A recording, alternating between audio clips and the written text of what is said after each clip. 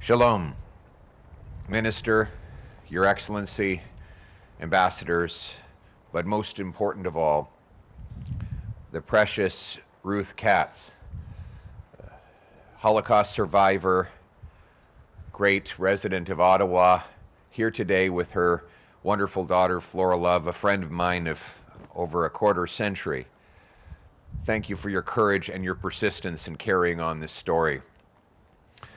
The 80th anniversary of the liberation of the prisoners in Auschwitz-Birkenau has a special and important meaning to me.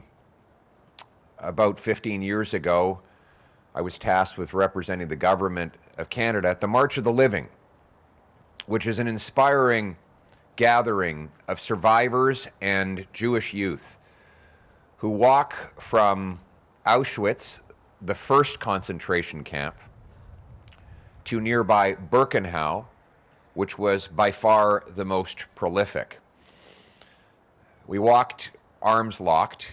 I was privileged to be with a survivor who was over 80 years old. And when we arrived at the gates of Birkenau, he stopped suddenly and he said, "That's where he stood." And he pointed into the air.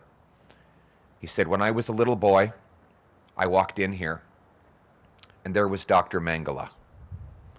And Dr. Mengele, with the wave of a hand, would decide what would happen to each prisoner after a glance. Would they go immediately to the gas chamber, or would they be enslaved to days or weeks more intensive labor? And for reasons he did not know, he was given a pass. That was the vivid nature of it. Mengele was probably the personification of evil on earth. He exemplified all that was evil about the Nazi regime, the cruelty, the murder, the twisted and perverted ideologies. An ideology that, though it did tremendous damage and killed over 6 million Jews, was ultimately defeated. The Jewish people triumphed.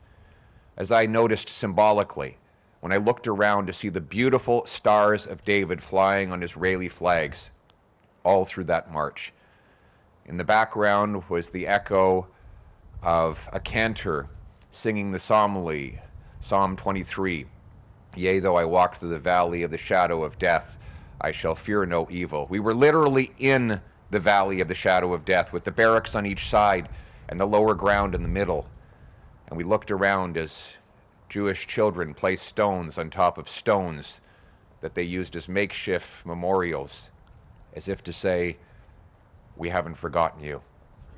We still remember you. We still love you."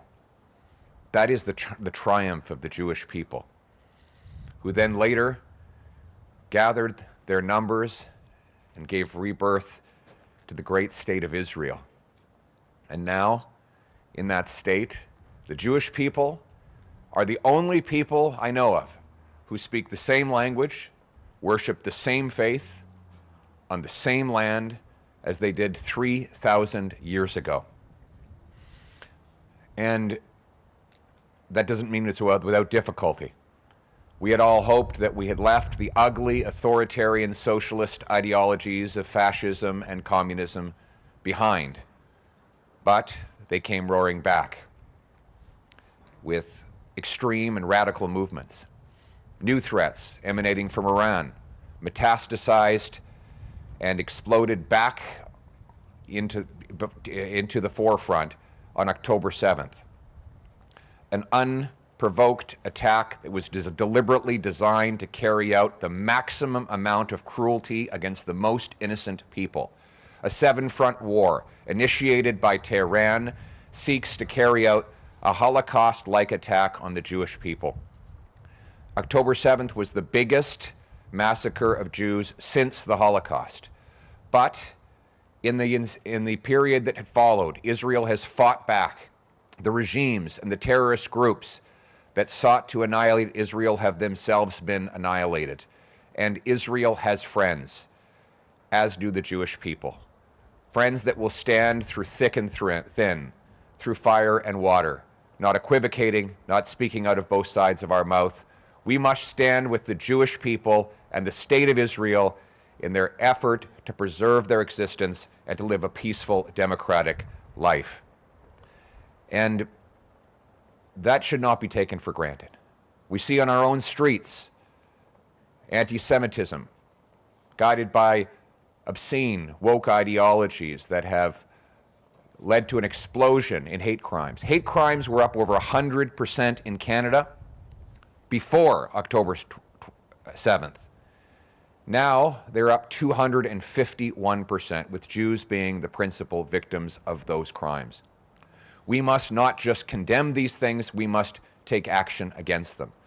We must deport from our country any temporary resident that is here on a permit or a visa that is carrying out violence or hate crimes on our soil. It was obscene that the IRGC remained legal in Canada for 4 years after it killed 55 of our citizens in the attack on PS Flight 752. It is outrageous that 700 IRGC officials are on Canadian soil, many of them living the lap of luxury on the fruits that they stole from their own people. And we must condemn when our own government gives grants for anti-racism to people like Leif Maruth, or appoints Birju Datani to head up the Canadian Human Rights Commission. We must stand up against these outrages and stand for bringing our people together, united in our common values, our common freedom, and our common love for our country and for humanity. Because in the end, we know the Jewish people will prevail. We know the state of Israel will live on. We as Canadians must live on as allies and friends, so that when we say never again, we mean it.